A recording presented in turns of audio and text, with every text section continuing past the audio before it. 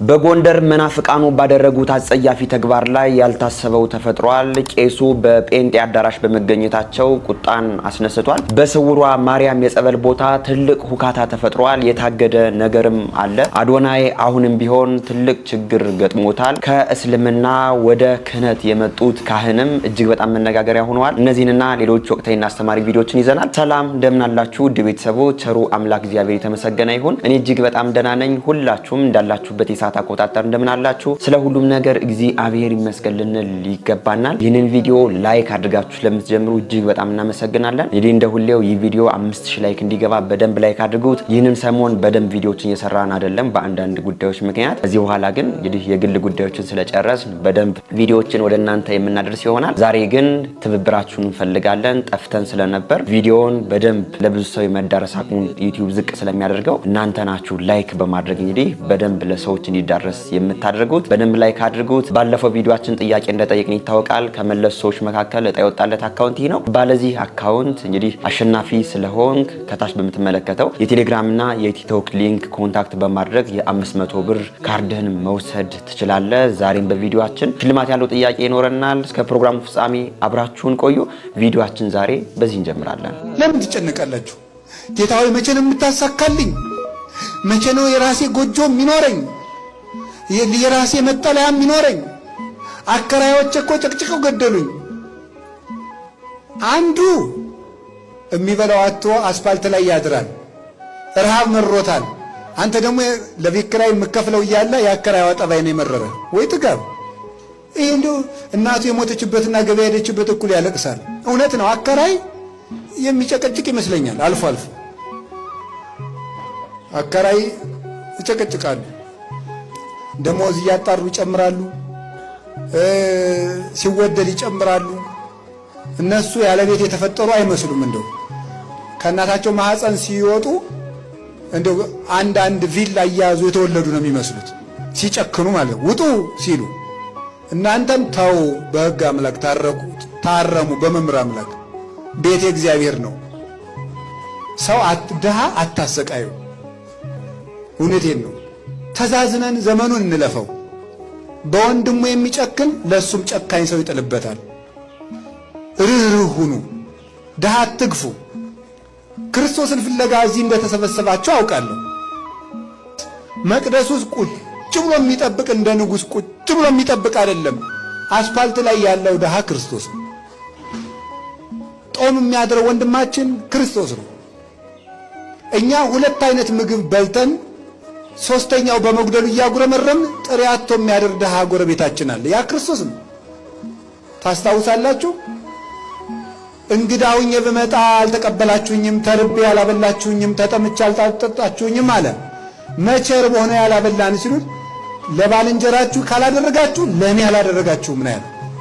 አባታችን ቃለ ሕይወት ያሰማልን። አሁን በዚህ ሰዓት እንግዲህ በጣም ብዙ እህት ወንድሞቻችን እንግዲህ ለዕለት ጉርስ እንኳን ያጡበት፣ አብሶ ደግሞ የሀገራችን አሁን ያለውን የኑሮ ውድነትን የምናውቀው ነው። በዚህ ምክንያት ደግሞ ኦርቶዶክሱ ነው ግን ደግሞ መብላት አቅቷቸው እኛም ስላልረዳናቸው ከሃይማኖት የሚወጡ ለእርዳታ ብለው የሌላ እምነትን የሚቀበሉ በጣም ብዙ እህት ወንድሞቻችን አሉ። እነዚህ ወንድሞቻችን እውነተኛው የክርስቶስ መንገድ ኦርቶዶክስ ናት ብለው ያምናሉ። ግን ስለራባቸው ምንም ማድረግ ስላልቻሉ አሁን ያለውን የኑሮ ውድነት መቋቋም ስላልቻሉ ከሃይማኖት የሚወጡ በጣም ብዙ ኦርቶዶክሳውያን እንዳሉ ሁላችንም በዚህም ጉዳይ ልናውቀው ይገባል። ሰው ልንረዳ ይገባል። ሰውን ስንረዳ ሃይማኖት መርጠን ዘር መርጠን አይደለም የምንረዳው። አብሶ ደግሞ ኦርቶዶክስ ነው ተቸግረው የሚበሉት አጣው ግን ሃይማኖታቸውን የሚቀይሩ በጣም ብዙ ኦርቶዶክሳውያን እንዳሉ ግን ልታውቁት ይገባል። በዚህም በቪዲዮአችንም ወደ መጨረሻ አካባቢ የማሳያችሁ ጉዳይም ይኖራል ማለት ነው። ለመምህራችን እግዚአብሔር የአገልግሎት ዘመናቸውን ያርዝምልን። ይህንን ዘመን ተረዳርተን ተሳስበን ልናልፈው ይገባናል። ወደ ቀጣይ ቪዲዮአችን ደግሞ ስንሄድ ይህንን ሰሞን በሶሻል ሚዲያው እጅግ በጣም መነጋገሪያ ከነበረው ርዕሰ ጉዳይ መካከል የስውሯ ማርያም በጸበል ቦታው ላይ የተፈጠሩ ያሉ ነገሮች እጅግ በጣም እንግዲህ መነጋገሪያ ነበሩ። በዚህ በስውሯ ማርያም አንዳንድ ራሳቸውን አደራጅተው ኦርቶዶክሳውያን በስርዓት ጸበል እንዳይጠመቁ የሚያደርጉ ግለሰቦችም እንዳሉ በጣም በብዙ ሚዲያዎችም ሲወራ ነበር። እርሱን እንግዲህ በሌላ ሚዲያ ማየታችሁታል ብዬም ስለማስብ ስለዛ ላወራ አይደለም የመጣሁት። በስውሯ ማርያም የጸበል ቦታ የበሶ እምነት፣ የቅቤ እምነት፣ የሌሎች እምነቶችም ደግሞ በስውሯ ማርያም ብቻ ሳይሆን በሌሎች አካባቢዎች ደግሞ የቃሪያ እምነት ብለው አመጣዋልና ይህ ነገር ከስርዓተ ቤተክርስቲያን አንፃር እንዴት ይታያል? አንድ ቪዲዮ አንዴ ላሳያችሁ። የስውሯ ማርያም የቅቤ እምነት በጾም አይበላም የምትሉ ሰዎች በደንብ አድርጋችሁ ስሙኝ። ይህን ቪዲዮ ሁላችሁም 10 ጊዜ ከዚያም በላይ ኮፒ ሊንክ ሼር እያደረጋችሁ ለሁሉም አዳርሱት። ሁላችሁም ላይክ አድርጉና ጀምሩት። ቤቱ ደግሞ ስለሚጠቅማችሁ ሁላችሁም ፎሎ አድርጉት። ብዙዎቻችሁ በውስጥ መስመር የስውሯ ማርያምን የቅቤ እምነት በጾም መጠቀም አንችልም ወይ ያላችሁ ጠይቃችሁኛል። እኔ አሁን ምን እንደሚያሳስበኝ ታውቃላችሁ? የገዳማት ጉዳይ። ገዳማት አሁን ግለሰቦች ሰብሰብ ብለው ሕግ የሚያወጡባቸው ሆነዋል ማለት ነው። በቃ ቤተክርስቲያኗ ዋናዋ ተቋሟ የማታዝባቸው እስከሚመስሉ ጭምር ማለት ነው። አንዳንዶችን ነው ግን ያልኩት። አንዱ ሰብሰብ ብሎ ቡና ይጠጣም እዚህ ገዳም ይላል፣ የራሱን ሕግ ያወጣል። አንዱ የቅቤ እምነት ይላል፣ አንዱ የበሶ እምነት ይላል፣ አንዱ የቃሪያ ደግሞ የቃሪያ መጥቷል አሉ። ይሄ ነገር ግን ወዴት እየሄድን ነው? እኔ ይሄ ነገር የሚመለከተው አካል ቁጭ ብሎ ቢመክርበት እላለሁኝ። ደግሞ እኮ የሚገርመው በብር ነው የሚገዛው አሉ ነው። እኔ ቦታው ሄጄ አላቅም፣ አላየሁኝም። ካጠፋው ከተሳሳትኩ በጣም ይቅርታ። ግን እውነት በብር የሚገዛ ከሆነ እምነት በብር ይገዛል? መንፈስ ቅዱስ በብር ይገዛል? እሺ ብር የሌለውስ?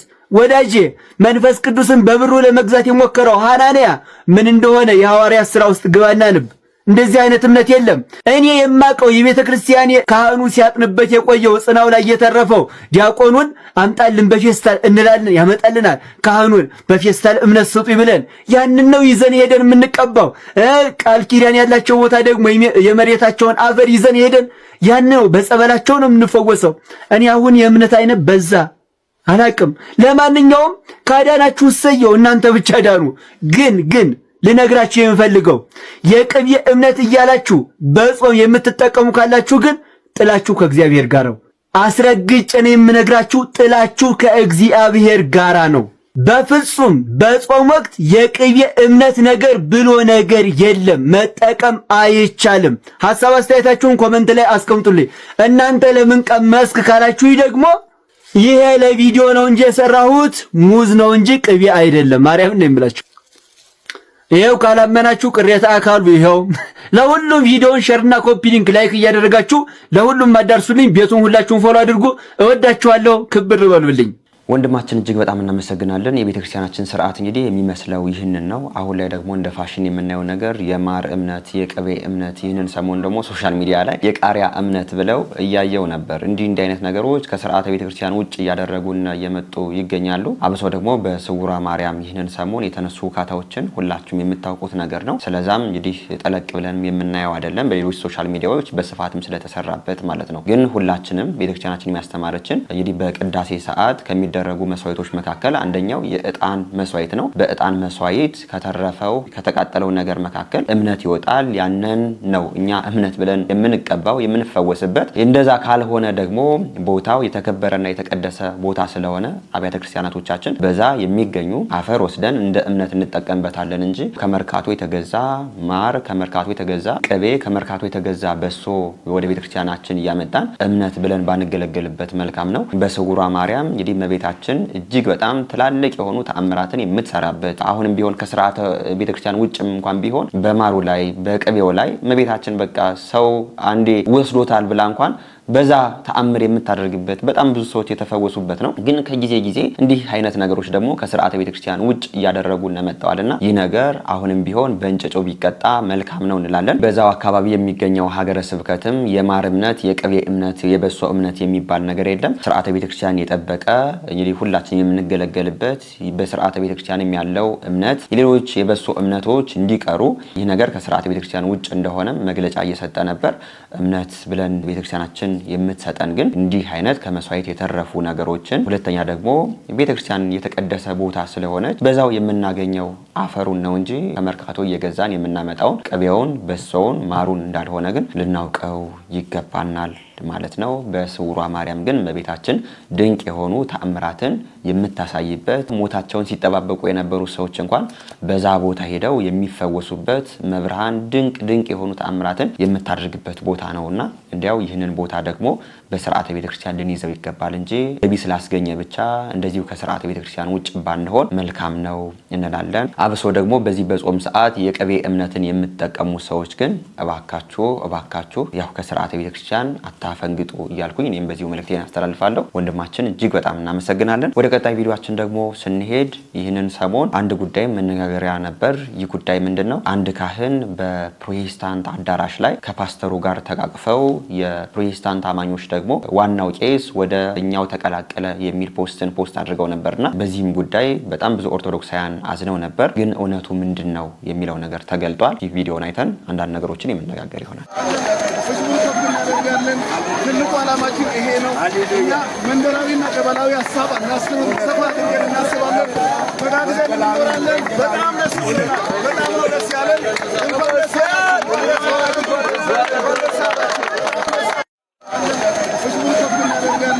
ትልቁ ዓላማችን ይሄ ነው። እኛ መንደራዊና ቀበላዊ ሀሳብ እናስብም ሰፋት እናስባለን። ተጋግዘን እንኖራለን። በጣም ደስ ይላል። በጣም ነው ደስ ያለን። እንኳን ደስ ይህንን ቪዲዮ እንዳያችሁት ነው። ይህንን ሰሞን መነጋገሪያ ነበር። ቪዲዮውን ደግሞ ፖስት ሲደረግ የኦርቶዶክስ ዋናው ቄስ ወደኛው መጣ የሚል ጽሑፍን አድርገው ነው ፖስት ያደረጉትና እዚህ ፖስት ላደረገው ሰው አንድ ምክር ልምከርና ወደ ዋናው ርዕሰ ጉዳይ እገባለሁ። በእኛ በኦርቶዶክስ ቤተክርስቲያን ዋና ቄስ እንደዚህ ቄስ ምናምን የሚባል ነገር የለም። ካህን ከሆነ ቄስ ከሆነ ማዕረጉ አንድ ነው። ትልቅ፣ ትንሽ፣ መካከለኛ፣ ዋና የሚባል ነገር የለም። ዝቅ የሚል ዲያቆን ተብሎ ሊጠራ ይችላል እንጂ እንደው ትኩረት ለመሳብ ዋናው ቄስ ወደኛ መጣ የሚለው ጽሑፍ ትኩረት ለመሳብ ነው የፈለጋችሁት። ግን እርሱ እንዳልተሳካላችሁ በዚህ እያየነው እንገኛለን። ወደ ዋናው ጉዳይ ስንገባ ግን ይህ ሁኔታ እንዴት ተፈጠረ የሚለውን ነገር ስናይ ይህ ሁኔታ የተፈጠረው የፕሮቴስታንት አማኞች በጣም ለብዙ ጊዜ ሲያስገነቡት የነበረው ቸርቻቸውን በዚህ ጊዜ ያስመርቀዋል። ሲያስመርቁ ደግሞ የኛው የኦርቶዶክስ ካህን የሆኑ ሰዎች እንኳን ይህንን ነገር ለማስመረቅ አበቃችሁ ብለው ደስታቸው እንዲገልጹ ነው በዛ ተገኝተው እያየናቸው የምንገኘው። እንደው እኚህ ካህን በዛ መገኘታቸው አግባብ ነው ብዬ እኔ አላስብም፣ በግሌ ማለት ነው። እናንተ አግባብ ነው የምትሉበት ሁኔታ ካለ ኮሜንት አድርጉ። ግን ቅዱስ ጳውሎስ በሮሜ መልእክቱ ምዕራፍ 12 ቁጥር 18 ላይ ቢቻላችሁ ከሌሎች ጋር በሰላም ኑሩ ነው እንጂ የተባለው ከኢየሱስ ክርስቶስ ከእውነተኛው መንገድ ከሚያስወጡ ሰዎች ጋር በዚህ መልኩ ሰዎች የሚሳሳቱበትን ነገር እንኳን ሲገነቡ ሂዳችሁ ደስታችሁን ገለጹላቸው አላለም። ለምን? እኛ ኦርቶዶክሳውያን እንደው በሰላም ልንኖር ይገባል እንጂ ቢቻላችሁ ከሌሎች ጋር በሰላም ኑሩ ነው እንጂ የተባለው እንደው ከኢየሱስ ክርስቶስ ከእውነተኛ መንገድ ከሚያስወጡ ሰዎች ጋር እንደው በዚህ መልኩ አጀብ ለመፍጠር አይደለም። እንደው በዛ አዳራሽ ላይ ቆሞ የሚያጨበጭቡት ፕሮቴስታንት ነን ብለው በዛ ላይ እንግዲህ ይህንን ቪዲዮ የቀረጹ ሰዎችም አብዛኛው ከኦርቶዶክስ ቤተክርስቲያን የወጡ መሆናቸው ነው እኔ የምረዳውና ይህ ካህን ደግሞ በዛ ተገኝተው እንደዚሁ ከፓስተሩ ጋር መተቃቀፋቸው ችግር የለውም እንኳን ወጣችሁ በእርሱም ደግሞ ኢየሱስ ክርስቶስን ታገኙታላችሁ የሚል መልእክት እንዳለው ነው የምረዳውና ድሮ አባቶቻችን ያደረጉት ነገር ነው። ድሮ አባቶቻችን ከእስልምናው ጋር በምን መልኩ እንደኖሩ የሚታወቅ ነገር ነው። እኛ ኦርቶዶክሳውያን ቤተክርስቲያን ስናሰራ የእስልምና አባቶች መጣው ብር ረድተው ኮሚቴ ሆነው በሌሎችም ደግሞ እኛ ኦርቶዶክሳውያን ደግሞ መስጊድ ሲሰራ ብር ረድተን ሌሎችንም ደግሞ መስጊድ ላይ ኮሚቴ ገብተው ደግሞ ያሰሩ አባቶቻችን አሉ። ግን እኛ ኦርቶዶክሳውያን እንደዛ ሲሆን ሃይማኖታችን አጽንተን ጠብቀን እንይዝ ነበር። እስልምናውም ደግሞ እንደዛው ሃይማኖቱን አጽንቶ ጠብቆ ይይዝ ነበር። እኛ ኦርቶዶክሳውያን እንደው ኦርቶዶክስን ተን ወደ እስልምናው አንሄድም፣ እስልምናው ደግሞ ትቶ ደግሞ ወደ ኦርቶዶክስ አይመጣም ነበር። አሁን ግን ያለበት ሁኔታ ምንድነው? እነዚህ ከኦርቶዶክስ ወጣን የሚሉ ሰዎች ናቸው አሁን ላይ በቃ ሰውን ለማሸፈት እንደዚሁ እየተራቆቱ የሚገኙትና እንደው እንደ ህፃን ተቃቅፎ እንደዚህ ሁካታ መፍጠሩ ግን ልክ አይደለም። በዚህ ጉዳይ እንግዲህ ካህኑን መልስ ሲሰጡ እያየን እንገኛለን። ፖስት የተደረገው ነገር ያው ዋናው ቄስ ወደ ፕሮቴስታንቱ ሄደ የሚል ነገር ስለሆነ ይህ ነገር ልክ አይደለም። እንደው ሊያስመርቁ ስለሆነ ደስታዬን ለመግለጽ ነው ሄድኩኝ፣ ይህ ነገር ደግሞ ልክ አይደለም ስተት ነው ብለው ራሳቸውን ሲያርሙ ቪዲዮ እያየው ነበርና ሁላችን ማወቅ ያለብን ነገር የምናደርጋቸው ድርጊቶች ሁሉ በልክና በመጠን ሊሆኑ ይገባል እንጂ በዚህ መልኩ እንደው ሰው የሚጠፋበት ከኦርቶዶክስ ከእውነተኛው መንገድ የሚወጣበት መንገድ ሲሰራ ግን በዚሁ ደስታችን የምንገልጽበት ነገር ግን እኔ ልክ ነው ብዬ አላምንም። እስኪ በዚህ ኮሜንቴ ከተሳሳትኩ እስኪ አርሙኝ፣ ኮሜንት አድርጉ። እናንተም ወደ ቀጣይ ቪዲዮአችን እንሄዳለን። ቲማቲሞች ይቅር በሉኝ ማተቤን ይኸው ልበጥሳት አይጠቅመኝም ብዬ ስላሰብኩት ነው። ይቅር በሉኝ። እንደምትናደዱብኝ አውቃለሁ፣ ግን ሁሉም ነገር እናንተ ማወቅ ስላለባችሁ ነው። ይኸው እንደምታዩት ቆርጫለሁ። ምንድነው ይሄን የሚያክል መስቀል አንገትሽ ላይ እያላችሁ ብዙዎቻችሁ ገና ግንድ ይሸከማለሁ ገና ግንድ ይሸከማለሁ። ይሄን የሚያክል ከተቻለ እንዲህ አድርጌ ልሸከም እችላለሁና እንዲህ ነበር አናታችሁ። ምን አገባችሁ? ለምን ከፈለኩት እንትን ሙሉ በርዛፍ ተሸክሜ ያልሄድም። እኔ ደግሞ እንትን ሆኖብኝ ነው። በርግጥ ናችን የምታምር መስቀል ዛሬ ገዛኋት። አልቆርጥም። አንጀታችሁ ይቆረጥ። ደስ ያላችሁ ሰዎች ማለት ነው። ሙጀላ ሙላ ትበላላችሁ። አካፋ መጀመሪያ ላይ እንግዲህ እህታችን እኔ ማተቧን በጠሰች ብዬ በጣም ደንግጬ ነበር። ግን ደግሞ ዋናው መልእክቷ ምንድነው? እንዲያው እኛ ኦርቶዶክሳውያን ማተብ አስረን መስቀል አስረን ስታዩን አይናችሁ የሚቀላ የምትበሳጩ ሰዎች የፈለግነውን ያህል መጠን ያለው መስቀል አስረን ብንዞር ምንም የሚያገባችሁ ነገር የለም። የራሳችሁን ያመናችሁበትን ነገር ቀጥሉ፣ እኛ ደግሞ ያመንበትን ነገር እንቀጥላለን፣ አያገባችሁም የሚል መልእክት ነው ያስተላለፈችን የምትገኘው። አዎ አብሶ ደግሞ በእኛ በኦርቶዶክሳውያን ላይ ሁሌ አጀንዳ እያደረጋችሁ ከወንጌል ይልቅ ኦርቶዶክሳዊ ቤተክርስቲያንን የምታሙ ስራችሁ ያደረጋችሁ ሰዎች ያመማችሁ ነገር አለ እንደው ብትታከሙት ስንል እኛ በዚህ መልእክታችን እናስተላልፋለን። ራሳችሁ ያመናችሁበትን እውነተኛ መንገድ ነው የምትሉትን ተከተሉ። እኛ ኦርቶዶክሳውያን ደግሞ እውነተኛው ኢየሱስ ክርስቶስ የሚመለክበትን እውነተኛ መንገድ ነው ብለን እንከተል። መበሻሸቁ ለማንም ሰው አይረባም ማለት ነው። ወደ ቀጣይ ቪዲዮአችን ደግሞ ስንሄድ በመግቢያም እንደተናገርኩት ከእስልምና ወጥተው ግን ደግሞ ካህን የሆኑ አንድ አባትን እያየን ነበር። እኔ ቪዲዮውን ሳየው እጅግ በጣም ገርሞኛል። ቪዲዮውን አይተን እስላም ነኝ። በእስልምና ህይወት ውስጥ ላይ ለ11 አመታት ኖሬያለሁ። በስመ አብ ወወልድ ወመንፈስ ቅዱስ አሐዱ አምላክ አሜን። እግዚአብሔር አምላካችን ለዚህ ዕለትና ለዚህ ቀን ስላደረሰን ስምህ የተመሰገነ ይሁን። እንግዲህ እኔ በመጀመሪያ ስሜ መሐመድ ጉልላት እባላለሁኝ። በአሁን ስሜ ደግሞ ቀሲስ ስራ አምላክ ጉልላት እባላለሁ። የህይወት ታሪኬ በመጀመሪያ እስላም ነኝ።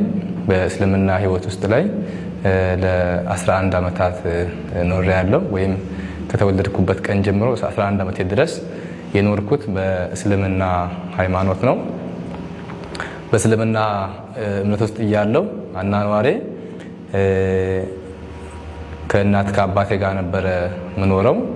የእስልምና ቤተ እምነትን ትምህርት ወይም ቁርአንን በተወሰነ ያክል ለመማር ሞክሬያለሁ።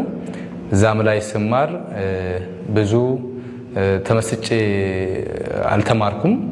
ያው እግዚአብሔር ምርጫም ሆኖ በኔ ፍላጎት ወይም በኔ ጥረት ብዙ አልማርም ነበረ። እንደው ያው ሌሊት ነበር የምንማረው። ከ12 ሰዓት ጀምረን ነበር የምንማረው።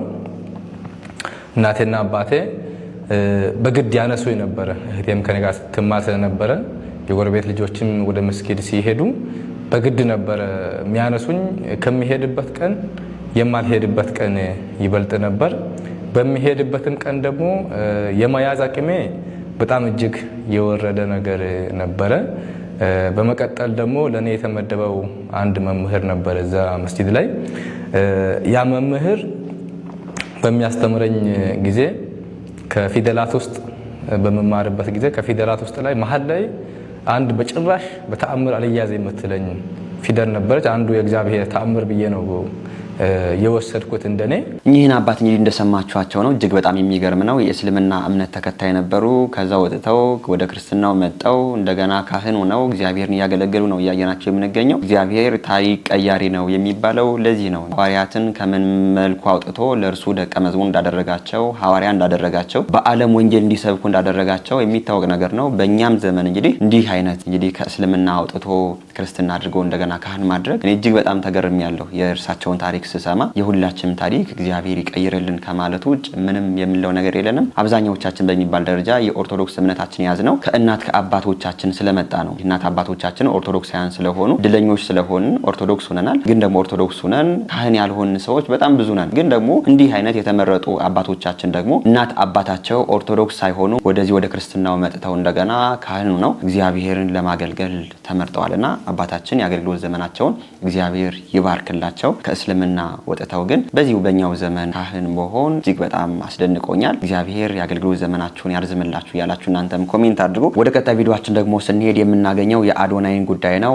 አዶናይ አሁንም ቢሆን መነጋገሪያነቱን ቀጥሏል። ከቲክቶክ አዋርዱን በፊት ከቲክቶክ አዋርዱን በኋላ የአዶናይ መንገድ ልክ አይደለም የሚሉ በጣም ብዙ ነገሮችን እየሰማን እንገኛለን። በዛም ጉዳይ እንግዲህ ልክ ነው አይደለም የሚለውን ነገር ከዚህ በፊት እንግዲህ ቪዲዮዎችን ሰርተን ነበር። ወደዛም አንገባም። አዶናይ ይህንን 2 ቀን ያደረገው ነገር ደግሞ እንደገና መነጋገሪያ ሆኗል። መዝሙር አይባል ሙዚቃ አይባል። ቪዲዮ እንየውና አንዳንድ አስተያየቶችን የምንሰጥ ይሆናል። እናቴ ማርያም የእግዚአብሔር እናት አንቺ የዋ አንቺ ፍቅር ባንቺ ምክንያት ደርሻለሁ በቅቻለሁ ቆሜልሻለሁ ረድቻለሁ አስቄያለሁ አፍቅሬያለሁ ደስታውንም ፈጥሬያለሁ ኖሬዋለሁ ካላንቺ ውጪ ማንም ነኝ እኔ ብኖራለሁ ባንቺ እኔ አንቺ እስካለሽ እኔ ቆማለሁ አንቺ እስካለሽ እኔ ኖራለሁ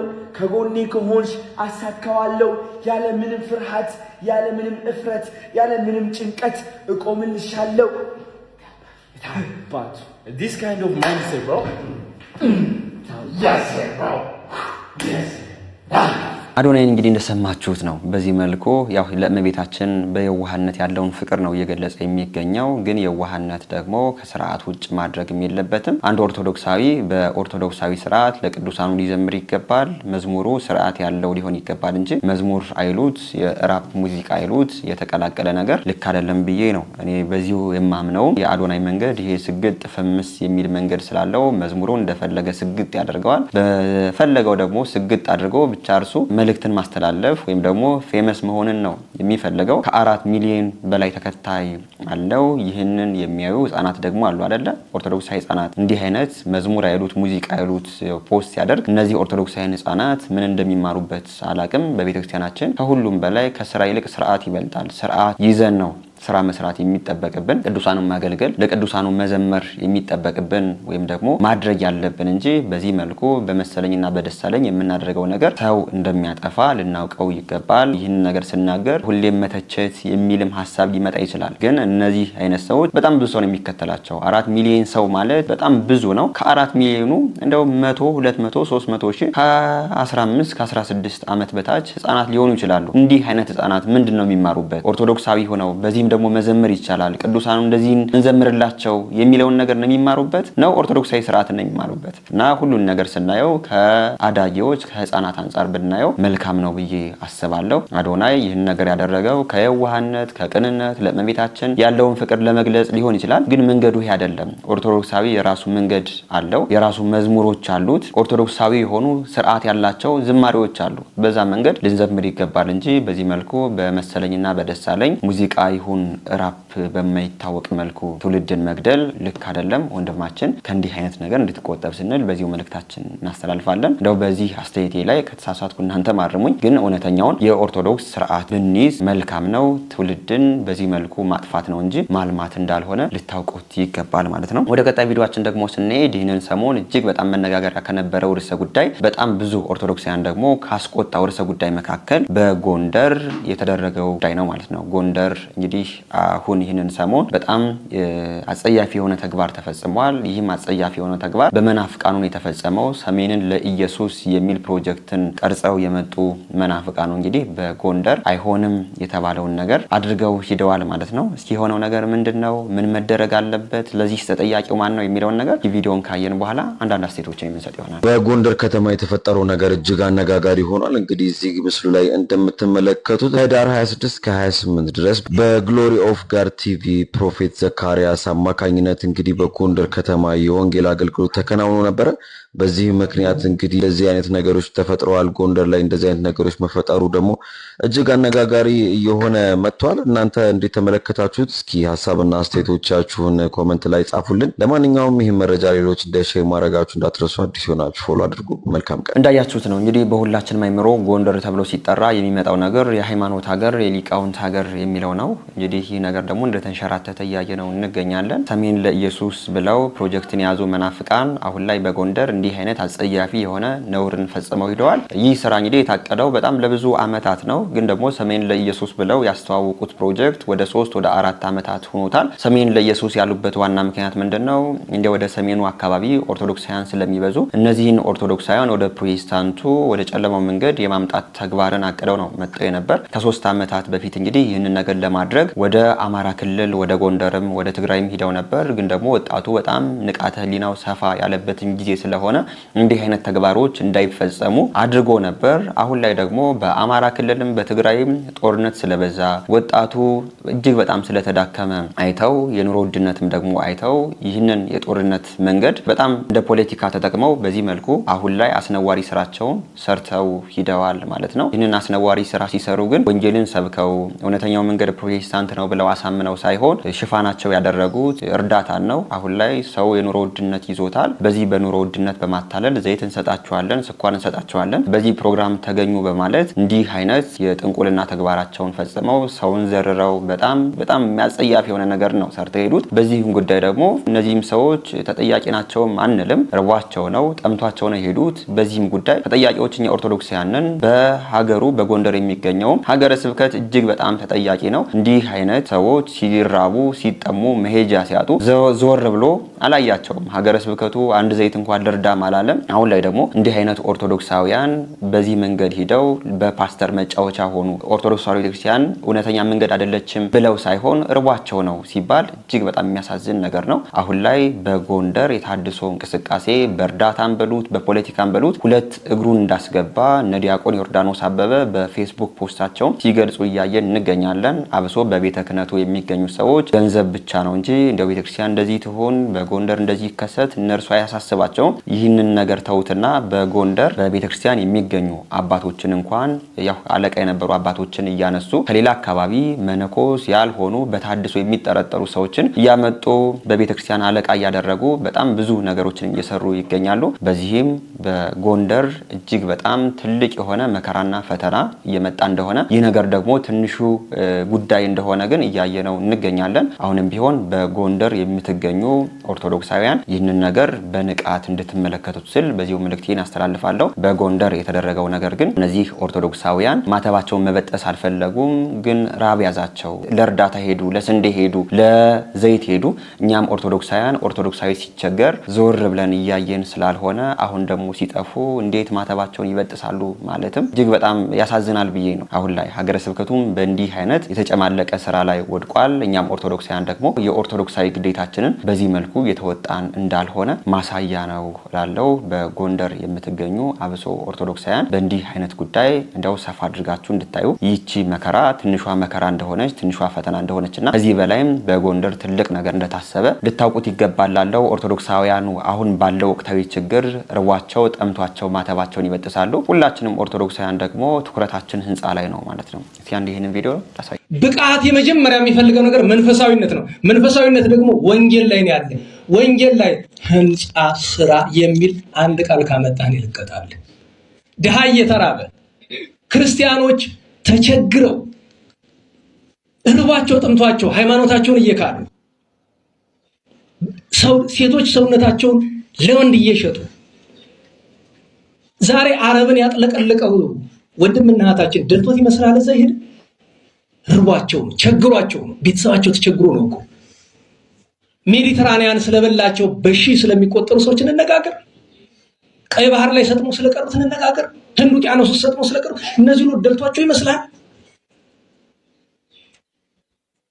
ሰዎች በረሃብ ምክንያት በችግር ምክንያት እየተሰደዱ ህንፃ ስራ የሚል እስኪ አንድ ቃል አይደለም የበቃል እኮ ብቃቱን ተው። እንዲያው ክርስትናውን የምናቆየው ህሊና ያለው ሰው ይገኛል አለ። ፈረንጅ እንኳን ህሊና ሲገዛ ያለውን ሀብት ንብረት ሽጦ ለእርዳታ ድርጅት ይሰጣል እኮ አይደል? ይሰጥልኛል ፈረንጅ እንኳን ማለት አይተው በቃ የደስታ ምንጭ እንደማይሆን ሲያውቁ እኮ እንደዛ ያደርጋል። ፈረንጅ እምነት የለሽ ነው ማለት ነው። ያው እንግዲህ ችግሩ ይሄ ነው ማለት ነው። ሁላችንም ትኩረታችን ህንፃ ላይ ነው። ህንፃ ላይ እንሰራለን። ግን ደግሞ በህንፃ ሊገለገሉበት የታሰቡት ኦርቶዶክሳውያን ደግሞ በራብና በጥም በዚህ መልኩ ከኦርቶዶክሳዊ መንገድ እየወጡ እያየናቸው እንገኛለን። ሁላችንም ኦርቶዶክሳውያን እንተዛዘን፣ እንተሳሰብ ከማለት ውጭ ምንም የምንለው ነገር የለንም። በጎንደር የተፈጠረው ነገር ግን ወንጌልን ሰብከው አሳምነው ሳይሆን በእርዳታ በዘይት በጨው በስኳር በዱቄት አታለው እንዲህ እንዳደረጓቸው ሰዎችም ደግሞ እንደው እስከ ማተባቸው ሂደው ማተባቸውን ለመበጠስ እንኳን እንዳልፈለጉ ነው የታየው አይደለ? እነርሱ ደግሞ የተጠቀሙበት ነገር በቃ በጎንደር ኦርቶዶክሳውያኑ በዚህ መልኩ ማተባቸውን አስበጠስነ፣ በጣም ታሪክ ሰራነ፣ ድል አደረግነ ነው እያሉ የሚገኙት። እነርሱ በዚህ መልኩ ግን ድል ሳይሆን ፖለቲካና እርዳታን ሽፋን አድርገው በዚህ መልኩ በኦርቶዶክሳውያኑ ላይ እንግዲህ ጨዋታቸውን ቀጥለዋል ማለት ነው። ኦርቶዶክስ የሆኑ እህት ወንድሞቻችን በእንዲህ አይነት በሐሰተኛ ሰዎች መጫወቻ ከመሆናቸው በፊት ሲረባቸውና ሲጠማቸው በጊዜ ብንደርስላቸው መልካም ነው እንላለን። በዚህ ጉዳይ ላይ ያላችሁን አስተያየት ኮሜንት አድርጉ። በጎንደር የተፈጠረው ይህንን ይመስላል።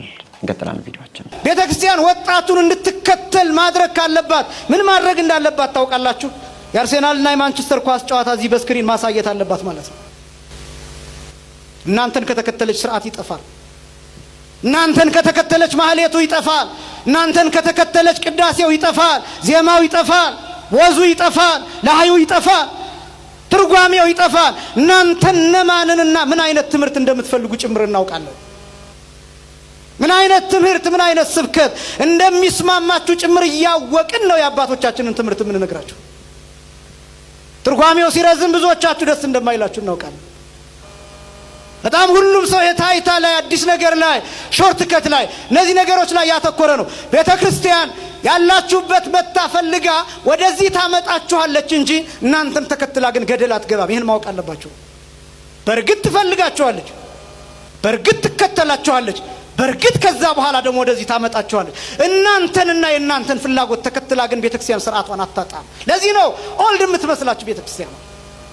ለዚህ ነው ጥንት የምትመስላችሁ፣ ለዚህ ነው ያረጀች የምትመስለው። መምህራችን እናመሰግናለን። ለሁላችንም እግዚአብሔር ልቦና ይስጠን ከማለት ውጭ ምንም የምንለው ነገር የለንም። ቃለ ሕይወትን ያሰማልን። ወደ ቀጣይ ቪዲዮአችን ደግሞ ስንሄድ ብፁዕ አባታችን አቡነ ናትናኤል ይህንን ሰሞን የተናገሩት ነገር አለ። እስኪ የተናገሩት ነገርን አንዴ ሰምተን እንመለስ። ግማሹ እንትን ፓስፖርታቸውን ተነጠቁ የሚል ደግሞ አይታችኋል። ከዛ ወይ ብላችሁ ጠቅ ታረጋላችሁ፣ ሳንቲሟ ቅጭል ትላለች ማለት ነው። ይሄ እኮ ነው የሚፈለገው። ይቅርታ የተወራውን ሁሉ እኔ አንዱንም እንደናንተ ወሬ ከመስማት በስተቀር እኔ አንድም ምንም የደረሰብኝ ነገር የለም። እግዚአብሔር የተመሰገነ ይሁን። ግማሹ አስፈራራቸው ይላል፣ ግማሹ ከሰሷቸው ይላል፣ ግማሹ ያዟቸው ይላል፣ ግማሹ አሰሯቸው ይላል። እንዲሆን የሚመኙትን ይሆን እንዴ ነገርየው? እንደሱ ይሆን ብቻ። እንደዚያም ሆነ እንደዚህ እኔ ምንም የሰማሁትም የሆንኩትም አንዳች ነገር የለም። በሰላም አገሬ ደርሼ በሰላም ተመልሻለሁ። ናፍቃችሁ ነበረ፣ በሰላም ተገናኝተናል። እግዚአብሔር ይክበር ይመስገን።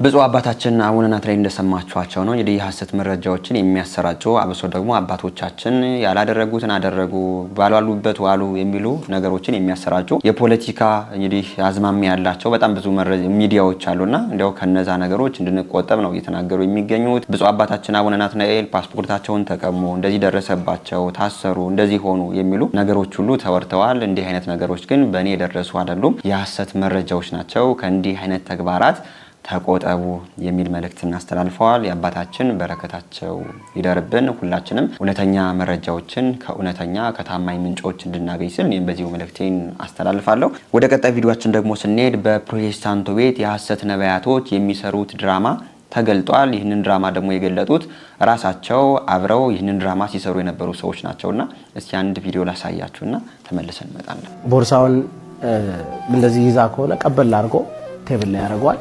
ተንበርከኪ ወዲያው እስቲ እዚህ ጋር ተንበርከኪ፣ ዛሬ ጌታ ዘመንሽን ይቀይራል አሜን እያለ እንባቸው አብዛኛው ሴቶች ዱብ ዱብ እያለ ነው የሚንበረከኩት። በፍርሃት በመንቀጥቀጥ ነው የሚሆኑት። ከዛ በኋላ እላዋ ላይ መጽሐፍ ቅዱስ ያደርጋል፣ ይይዛታል። እዛው ቀና የለም በጌታ በኢየሱስ እንደዚህ ምናምን በቃ ይሄ ጸሎት የሚባለው ነገር ይሄ ለሰው የሚነገረው ነገር ከውስጣቸው ወጥቶ አያልቅም። እንደዚህ ትሆኛለሽ፣ እንደዚህ እንደዚህ እንደዚህ እንደዚህ እንደዚህ እንደዚህ እንደዚህ ይላል። እውነቴን እኮ ነው የምልህ። እንዲህ ሲል ያኛው ልጅ አንደኛው አጠገቡ ያለው ነብይ የተብየው ቦርሳ ውስጥ ገብቶ ፓስፖርት ያነሳል፣ መታወቂያ ያነሳል። መታወቂያ ከተነሳ ባይዘው በጣም አሪፍ ነው። መታወቂያ ላይ ስም ከናያት አለ፣ የእናት ስም አለ፣ የትውልድ ስፍራ አለ፣ የተወለድክበት ቀን አለ፣ ስልክ ቁጥር አለ፣ የአደጋ ጊዜ ተጠሪ አለ። ይሄን ግን እንዴት አወቃንተ? እንዴት እርግጠኛ ሆንክ? መታወቂያ ላይ እንዳለ አሁን ያልከውን ነገር ለምሳሌ ተንበርከኪ ተብላ እንደ ይሄን አብረን እኮ ነው የምንሰራው እኮ ይሄን እኮ አብረን ነው የምንሰራው። የኔ ቪዲዮ ላይ ተሽውል እንዴ አይንበረከካል። እኔ መጀመሪያ ደነገጥኩኝ። ከዛ በኋላ በቃ እንደዚህ ነው ምናምን አሉ። እሺ ብዬ አያለሁ። ከዛ ፎቶ ቷ ያደርጋል። እሷን አስወጥተው እየሳቀ ጌታኛን ካላከበረ ማንን ያከብራል ታዲያ እያለ ኢንፎርሜሽኑን ያነባል። ከዛ በኋላ ያነባል። ከዛ ይከፋፈላሉ። አንተ አያቷን ትጠራለህ፣ አንተ አባቷን እንደዚህ ምናምን ይከፋፈላሉ። መከፋፈል እዛ እንደዚህ ሌላው ይመጣል። ስም በመያዝ አንደኛ አይረሱም። መቼም ቢሆን ስም አይረሱም መቼም። ከዛ በኋላ ሌላው ሰው ይገባል። የሆነ ከውጭ ነው የመጣሁት በቃ ነብዩን ሳላገኝ አልሄድም ምናምን የሚል ሰው ካለ ናግብ። በዚህ መልኩ እንግዲህ የሐሰት ነቢያቶች መንገዳቸው እየተገለጠ ይገኛል። እንዲያው ሰውን አስቆሞ ተነበይኩልሽ፣ ስምሽ እንደዚህ ይባላል፣ አባትሽ እንደዚህ ነው። ደግሞ ያደረጉት ያለው ነገርም ይህንን ነው የሚመስለው። ግን ደግሞ ይህንን ነገር ሲያደርጉ እውነት ነቢይ ሁነው ሳይሆን በዚህ መልኩ በድራማ እንደሆነ በስርቆት እንደሆነ ግን ራሱ ድራማውን የሚሰራው ሰው እየገለጠው ይገኛል። ይህንን ነገር ሲናገር ሶፊያ እንዴት እንደሆነች እያያችሁ ትገኛላችሁ። እጅግ በጣም ተናዳለች። እንዴት ነው አንተ ይህንን ነገር ያወቅከው? እርሱ ግን በዚሁ ተገኝቶ ይህንን ድራማ ሲሰራ የነበር ሰው ነው። አሁንም ቢሆን በፕሮቴስታንት ቤተ እምነት ያላችሁ ሰዎች ወደ እውነተኛው መንገድ ወደ ኦርቶዶክስ ተዋሕዶ ቤተክርስቲያን እግዚአብሔር ይመልሳችሁ ከማለት ውጭ ምንም የምንለው ነገር የለንም። የሐሰት ነቢያቶች በዚህ መልኩ ግን ህዝቡን እየተጫወቱበት እያየነው እንገኛለን። ያሳዝናል። ቀጥለን ቪዲዮአችን ተሰውረን እንበላለን፣ ተገልጠን ደግሞ እንጾማለን።